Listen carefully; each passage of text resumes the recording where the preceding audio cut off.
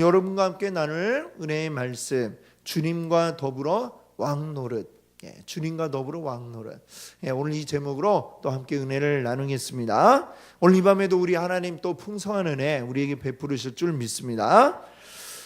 우리 이제 요한계시록 20장까지 왔어요. 지금 우리가 요한계시록의 내용을 크게 이제 네 등분으로 나누어 보았죠. 앞에 머릿말, 뒤에 또 끝나는 말 빼고 네 부분으로 나누는데, 사도 요한이 보았던 네 번의 계시라고 이렇게 말씀을 드렸습니다.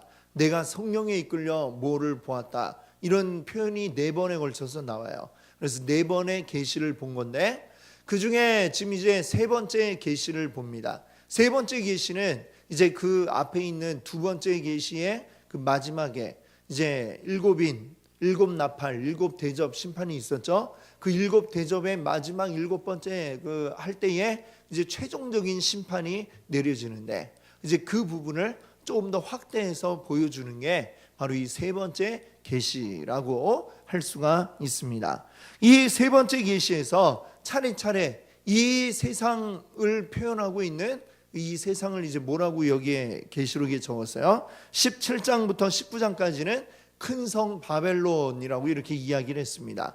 이 큰 성 바벨론, 즉 이 세상, 하나님을 대적하고 하나님을 무시하는 이 세상이 심판받게 된다라는 것을, 그 심판과 멸망의 과정을 적고 있습니다. 그 다음에는 우리가 요한계시록 13장에서 보면 악의 삼위일체에 대한 이야기를 한번 다루었었죠. 그 악의 삼위일체 가운데에 이제 적그리스도라고 불려지는 이제 짐승, 그리고 또 거짓 선지자, 이 악의 삼위일체 셋 중에 둘이 이제 19장 11절부터 마지막까지 심판을 당하게 됩니다. 그 모습을 보여주고 있죠. 그리고 이제 20장에서는 그 남은 하나가 뭐예요? 바로 악의 그 우두머리를 할 수 있는 바로 용이라고 표현되는, 우리가 흔히 하는 말로는 사탄, 또 마귀라고 부르는 그 존재가 심판당하게 되는 모습이 이제 20장에 나타나고 있습니다. 자, 이 얘기를 할 때에 가장 먼저 우리 20장 처음 이제 이야기하면서 천년왕국에 대한 이야기를 하였습니다. 오늘 보니까 그 천년에 대한 또 이야기가 오늘 본문에 나오죠. 천년왕국. 자, 여기에 대해서 사실은 굉장히 다양한 해석이 있습니다. 다양한 해석이 있고, 뭐 이단 사이비들도 막 여러 가지로 말을 하지만 그런 건 다 이제 집어치우고, 우리 정통적인 있던 신학의 틀 안에서 이제 이야기하는 것만 해도 크게 세 가지라고 이렇게 말씀을 드렸어요. 전천년설이 있고 후천년설, 또 무천년설인데, 전천년은 이 기준이 예수님의 재림을 이제 딱 기준으로 하는 거예요. 예수님의 재림이 언제 있느냐? 천년 전에 있다라고 보는 게 전천년설. 그리고 이 천년왕국 이후에 예수님이 재림한다라고 보는 것이 후천년설. 그리고 무천년설은 이 천년이라는 기간은 상징적인 거지, 이게 딱 역사상에 이루어지는 기간이 아니다, 이렇게 보고, 하여튼 뭐 지금 이 시대가 곧 천년왕국의 시대다라고 이렇게 해석을 하는 게 무천년설이고요. 그 끝에 언젠가 이제 주님이 다시 오실 것이다, 이렇게 하고 있습니다. 근데 여기에서 이제 중요한 거는 이런 다양한 해석이 있는데, 이 요한이 요한계시록을 쓸 때에 이 글을 읽을 그 시대의 성도들, 이제 지금 뭐 서기 1세기, 2세기 요 무렵의 성도들에게 지금 이 성경이 어떤 의미를 그들에게 주었겠느냐라고 하는 것이죠. 그들은 예수님이 이 천년왕국 전에 오시나 천년왕국 후에 오시나, 이거는 그들에게 하나도 중요한 게 아니었다라고 말씀을 드렸습니다. 그들에게 더 중요한 건 뭐냐? 이렇게 우리를 괴롭히고 우리를 힘들게 만드는 이 세상의 구조적인 악, 정말 이 말씀이 없더라면 이 영원할 것처럼 보이는, 절대로 무너지지 않을 것처럼 보이는 이 세상의 악, 그 악의 뿌리까지, 그 악의 중심인 사탄 마귀까지 전부 다 멸망하게 될 것이다 라고 하는 그 점을 그 시대의 성도들은 더 중요하게 여겼을 것이다 라고 하는 것이죠. 그리고 그것으로 기뻐하며 또한 그 고난과 핍박 가운데서 소망을 얻고 그리고 견뎌냈을 것이다 라고 하는 점입니다. 오늘날 우리들에게도 역시 마찬가지예요. 주님이 언제 오시냐? 그럼 오셔야 하는 거지. 뭐 우리가 어떻게 알겠어요? 천년왕국이 어떻게 우리에게 주어지느냐? 그것도 우리가 뭐 겪어봐야 알 수 있는 부분이고, 그거보다 더 중요한 건 분명히 이 세상에 끝이 있다. 그리고 악은 멸망하게 될 것이고, 그리고 주님은 다시 오셔서 분명하게 이 모든 악을 심판하실 것이고, 그때의 영원한 그리고 완전한 하나님의 나라가 온전히 우리에게 주어질 것이다 라고 하는 이 소망, 바로 이 소망이 오늘 우리에게도 중요한 소망인 줄로 믿습니다. 바로 이것을 가지고 우리가 살아가며 오늘 우리 삶 속에도 역시 가해져 오는 이 세상의 악들이 우리에게 주는 이 모든 핍박과 괴로움들을 이겨내시는 여러분 되시기 바랍니다. 아멘. 자, 그러면 이제 오늘 이제 우리가 요 지난주에는 1절에서 3절까지를 우리가 봤잖아요. 거기에는 사탄이 1000년 동안 봉인된다라는 이야기를 했고요. 그러고 난 뒤에 일들이 이제 이어진 일들이 오늘 4절에서 6절 말씀인데, 여기에 보면 이제 뭐 1000년 동안 왕노릇하리라 이런 이야기가 나오고 있습니다. 이게 바로 이제 1000년 왕국의 모습이 되겠죠. 사탄이 봉인된 기간 동안 이 교회가, 성도들이 그리스도와 더불어 왕노릇한다라고 하는 것입니다. 자, 이것이 어떤 의미를 가지고 있는지 우리가 한번 오늘 생각해 보고자 합니다.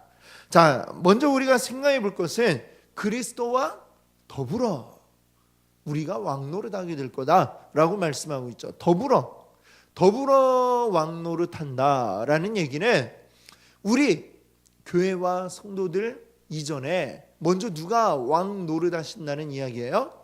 그리스도. 그리스도가 왕노릇하신다라는 것을 먼저 전제로 하고, 거기에 이제 더불어 함께 왕노릇할 것이다 이렇게 말씀하고 있는 것이죠. 그러면 우리는 먼저 우리 그리스도는 언제 왕노릇을 하실까?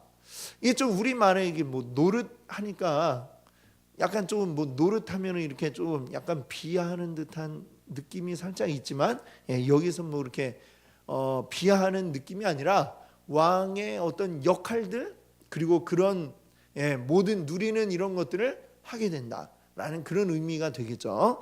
혹시 오해 없으시기를 바랍니다. 자, 근데 더불어 우리가 하게 된다. 그러면 먼저 그리스도는 언제부터 이 왕 노릇을 하실 것인가 라고 하는 것이죠. 그리스도는 언제부터 왕 노릇 하실까요? 성경을 보면 예수님이 왕 노릇 하실 때 그 출발점을 언제로 잡느냐면 예수님이 부활하시고 승천하신 이후라고 이렇게 이야기를 하고 있습니다. 그 승천하셔서 예수님이 우리 사도신경에 보면 어떻게 돼 있어요? 하늘에 오르사 하나님 보좌 어떻게 계신다고요? 우편에 앉아 계시고 라고 이렇게 이야기를 하죠. 자, 사도행전 2장에 보면 베드로가 이들이 성령을 받고 오순절에 성령을 받고 길거리로 뛰쳐나와서 복음을 전하는데, 그때 베드로가 설교를 합니다. 자, 그때에 어떤 말씀을 했느냐, 이런 말씀을 합니다. 하나님이 오른손으로 예수를 높이심에 그가 약속하신 성령을 아버지께 받아서 너희가 보고 듣는 이것을 부어 주셨느니라. 너희가 보고 듣는 이것은 성령이죠. 성령을 부어주셨는데 어떻게 했느냐, 하나님이 오른손으로 예수를 높이셨다라는 말이 나오고요. 그 다음에 그가 약속하신 성령을, 여기서 그가 약속했다. 누가 약속했어요? 예수님이 요한복음 15장 이런 데 보면 성령을 보내주시리라 이 약속을 하고 계시죠. 그 성령을 아버지께 받아서, 하나님께 받아서 너희에게 부어주셨다라고 이렇게 말씀하고 있습니다. 여기서 보니까 하나님이 예수님을 높이셨어요. 그것도 오른손으로 이렇게 딱 높였으니까 어디에 딱 놓으셨겠어요? 오른손으로 딱 해갖고 왼쪽에 이렇게 두는 거 자연스럽지 않죠? 오른쪽, 하나님의 우편에 예수님을 높여 두셨다라고 얘기하는 것인데, 여기서 높이셨다라고 하는 게, 즉 다른 말로 하면 하나님의 그 보좌 오른편은 우편에 앉히셨다라는 이야기로 우리가 이해할 수가 있습니다. 이것은 무엇이냐? 시편 110편에 보면 시편 110편 1절에 나와 있는 그 말씀, 다윗이 했던 그 말씀이 성취된 거다, 이루어진 거다라고 이렇게 우리가 이해를 하는데요. 같이 한번 읽어볼까요? 여호와께서 내 주에게 말씀하시기를 내가 내 원수들로 내 발판이 되게 하기까지 너는 내 오른쪽에 앉아 있으라 하셨도다. 아멘. 이것은 물론 다윗이 썼고 다윗에게 하신 말씀이지만, 이 성경은 항상 그 시대에 뿐만이 아니라 또한 예수 그리스도에 대한 이야기가 함께 그 의미가 들어가 있는 것이죠. 이 말씀이 그대로 예수 그리스도에 대한 말씀이고 그것이 그대로 이루어져 성취가 되었다라고 베드로는 이야기를 한 것입니다. 하나님의 보좌 우편에 앉아있다. 이것은 단순히 왼쪽 오른쪽 위치를 이야기하는 것이 아니고요, 고대의 사람들의 그 사고방식에는 항상 오른쪽이 옳은 거예요. 말도 비슷하잖아요. 우리말은 오른쪽 옳은 거, 오른쪽이 옳은 거예요. 그리고 옛날에는 왼손잡이들이 괴로웠어요. 그렇죠? 우리 김혁권 선생님 괴로우셨죠 옛날에? 왼손을 쓰면은 막 때려가면서 오른손으로 글씨 쓰라고 막 이랬단 말이에요. 옛날에는 왼손으로 하면 안 된다. 왜? 이거는 잘못된 거야. 오른손이 옳은 거야. 그러니까 항상 오른쪽이 중심이고 오른쪽이 좋은 것이고 최고. 하나님의 보좌 우편이란 말은 곧 하나님의 그 모든 것을 함께 누리고 또 함께 다스리는 바로 그 자리, 그게 바로 하나님의 보좌 우편 자리라고 하는 것이죠. 예수님을 하나님과 같게 만들어 주셨다라고 이렇게 이야기하고 있는 것입니다. 그래서 예수 그리스도는 언제부터 왕 노릇하신 거예요? 바로 부활 승천하셔서 하나님 보좌 우편에 앉으신 바로 그때부터 왕 노릇하시는 것입니다. 자, 그러면 언제까지 이것이 계속 되느냐? 언제까지 되느냐? 자, 이것을 알기 위해서 우리 고린도전서 15장을 한번 봐야 되겠는데요. 한번 여러분 고린도전서 15장을 한번 찾아주세요. 거기에 보면 바울이 부활에 대한 이야기를 하고 있습니다. 예수님의 부활에 대한 이야기로 시작해서 우리의 부활까지 이제 이야기를 하고 있는데, 자, 여기에 부활의 순서에 대해서 이야기를 합니다. 자, 한번 여기 15장 20절을 한번 같이 읽어볼까요? 같이 읽겠습니다. 그러나 이제 그리스도께서 죽은 자 가운데서 다시 살아나사 잠자는 자들의 첫 열매가 되셨도다. 아멘. 자, 죽은 자 가운데서 다시 살아났다. 부활이죠. 바로 예수님의 부활이 첫 번째 부활. 모든 것의 첫 번째, 이 첫 열매. 첫 열매에 대한 의미를 말씀을 드렸죠. 처음으로 그 어느 나무를 이제 과일 나무를 심었는데 처음 이제 열매가 열렸어요. 그럼 이제 그걸 보면 어때요? 계속해서 이제 열매가 열리겠구나. 첫 열매가 열리면 그 뒤로 계속 쭉 계속해서 열매가 열리게 되는 것입니다. 예수 그리스도가 바로 첫 번째, 순서를 따지면 예수 그리스도의 부활이 첫 번째다라고 이렇게 이야기를 하고 있죠. 그리고 첫 열매가 되셨어요. 그 다음에 두 번째, 이제 줄줄이 이어서 무슨 부활이, 누구의 부활이 있게 될까요? 바로 그리스도를 믿는 자들, 그리스도인들의 부활이 이루어진다라고 말씀을 하고 있습니다. 자, 고린도전서 15장 22절과 23절을 한번 읽어보겠습니다. 우리 같이 함께 읽어볼게요. 아담 안에서 모든 사람이 죽은 것 같이 삶을 얻으리라. 그러나 각각 자기 차례대로 되리니 먼저는 첫 열매인 그리스도요, 그리스도에게 속한 자요. 아멘. 자, 여기 보니까 첫 열매인 그리스도를 따라서 첫째는 바로 그리스도께서 부활을 하셨고, 그 다음에는 뭐라고 그랬어요? 그가 강림하실 때에 그리스도에게 속한 자다라고 이렇게 말씀하고 있습니다. 그리스도께서 강림하실 때, 우리가 흔히 사용하는 말로 재림하실 때, 또 다른 말로는 다시 오실 때, 그때가 언제이냐? 뭐 정확한 우리가 날짜는 모르지만 분명한 것은 그날은 바로 우리 인류의 마지막 때가 될 것이다 라고 하는 것을 우리가 알고 있습니다. 요한계시록이 말씀하고 있듯이 모든 이 세상의 악이 다 제거되고 심판받게 되는, 그래서 멸망하게 되는 그 때가 바로 예수님이 다시 오실, 그리스도가 다시 오실 그때다라고 얘기합니다. 요 바로 뒤에 있는 24절 말씀인데 한번 같이 읽어볼게요. 그 후에는 마지막이니 그가 모든 통치와 모든 권세와 능력을 멸하시고 나라를 아버지 하나님께 바칠 때라. 아멘. 자, 그 때까지 예수 그리스도께서 계속 통치하신다라고 하고 있습니다. 그가 모든 통치와 모든 권세와 능력을 멸하시고 나라를 아버지 하나님께 바친다. 예수 그리스도의 왕 노릇하시는 게 바로 그날까지라고 하는 것이고, 그 모든 것을 다 아버지께 바친다, 이렇게 말씀하고 있습니다. 그래서 요 다음 구절에 보시면 25절 한번 읽어볼까요? 그가 모든 원수를 그 발 아래 둘 때까지 반드시 왕 노릇 하시리니, 모든 원수, 이 세상의 모든 악을 그의 발 아래 두실 때까지, 즉 마지막 그 모든 심판을 하실 때까지 이제 어떻게 하신다고요? 반드시 왕 노릇 하신다. 이 그리스도의 왕 노릇 하시는 것은 바로 재림하시는 그때까지. 그러니까 시작은 언제예요?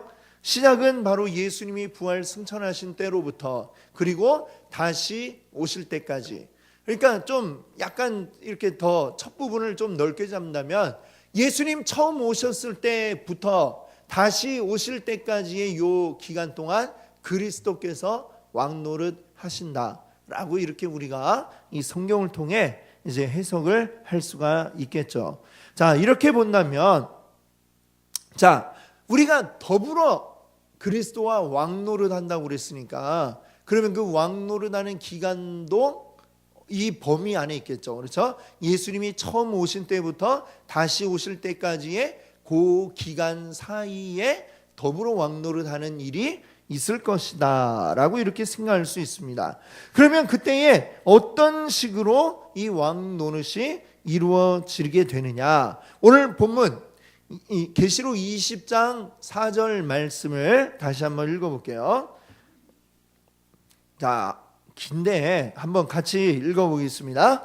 또 내가 보좌들을 보니 거기에 앉은 자들이 있어 심판하는 권세를 받았더라. 또 내가 보니 예수를 증언함과 하나님의 말씀 때문에 목배임을 당한 자들의 영혼들과 또 짐승과 그의 우상에게 경배하지 아니하고 그들의 이마와 손에 그의 표를 받지 아니한 자들이 살아서 그리스도와 더불어 1000년 동안 왕 노릇 하니. 아멘. 자, 이 말씀을 한번 봅시다. 이 말씀에 보면 누가 더불어 왕 노릇 하게 되느냐, 중간에 이 어떤 자들에 대한 이야기가 나와요. 하나님의 예수를 증언함과 하나님의 말씀 때문에 목배임을 당한 자. 목이 이렇게 베어졌으면 어떻게 됐을까요? 죽었죠. 그런 자들, 또는 죽지는 않았더라도 그 다음에 보니까 어떤 자들이 있어요?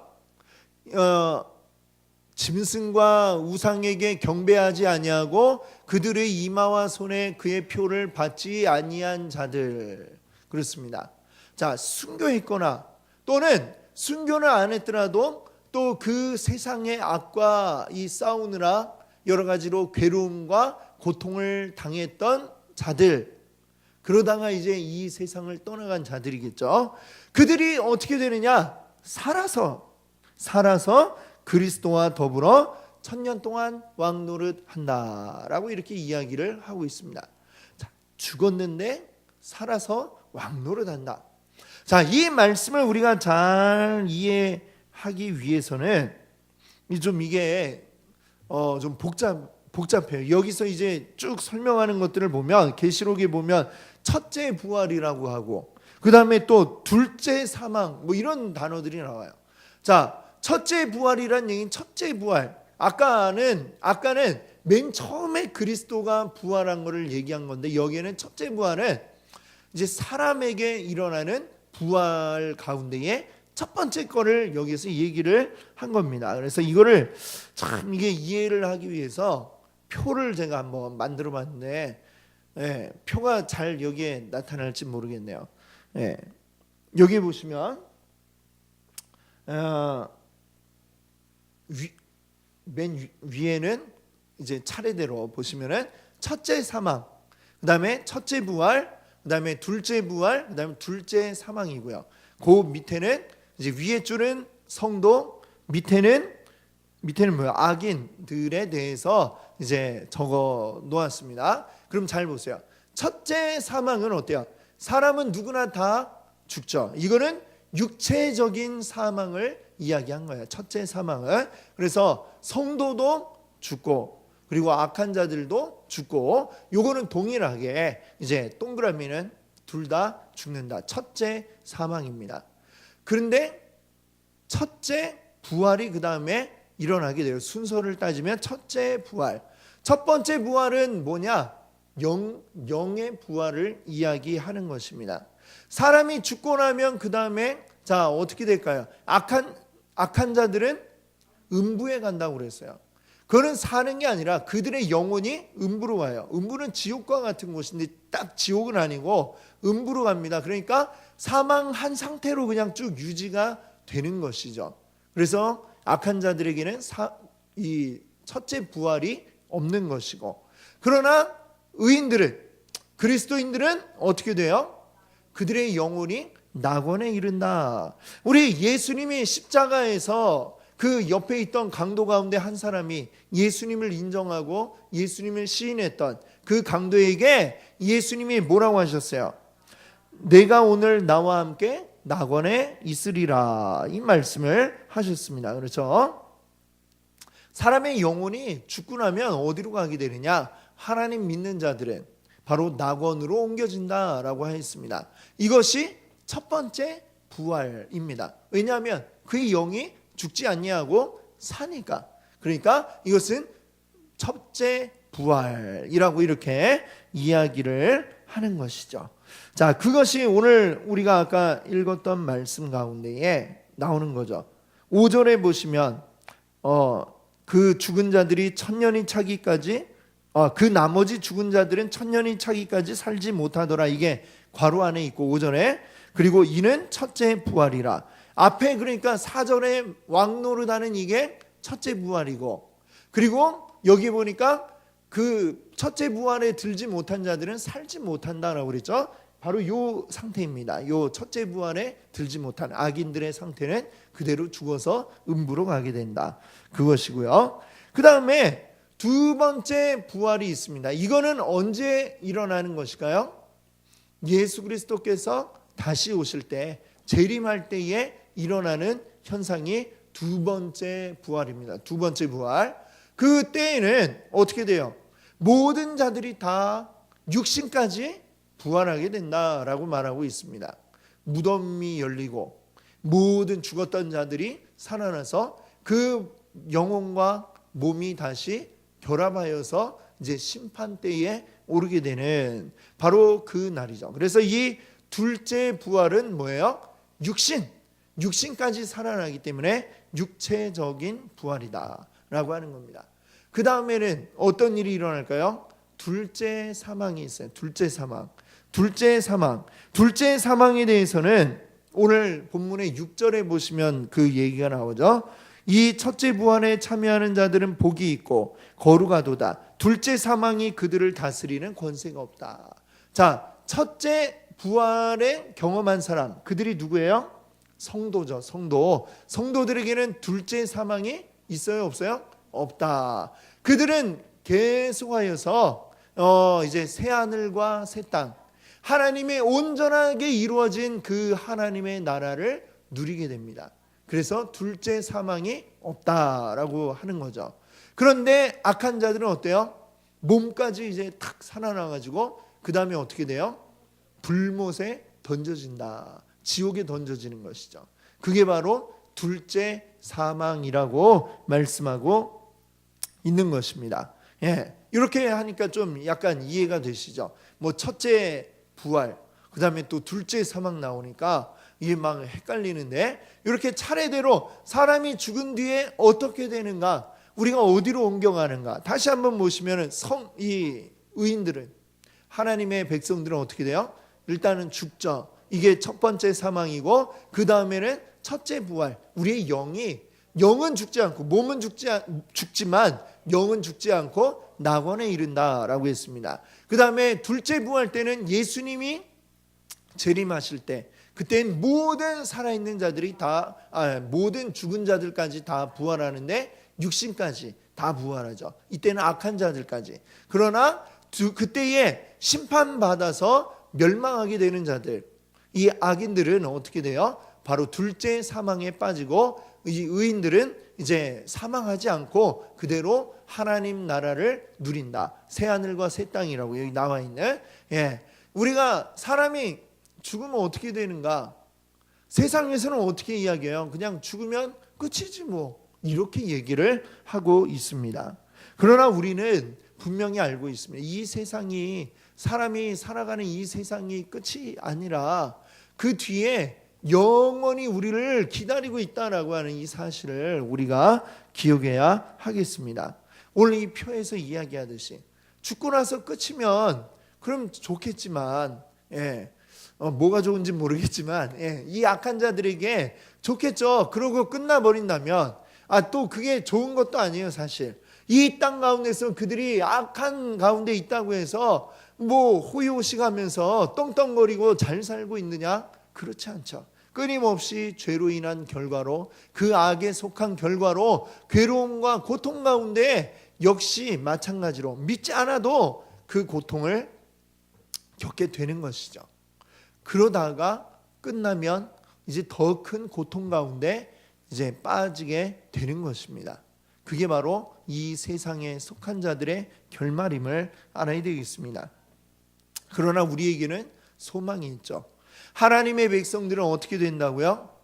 죽어도 죽은 것이 아니고 우리는 다시 살 것이고 그 삶으로 영원을 누릴 것이다 라고 주님은 우리에게 말씀하고 있습니다.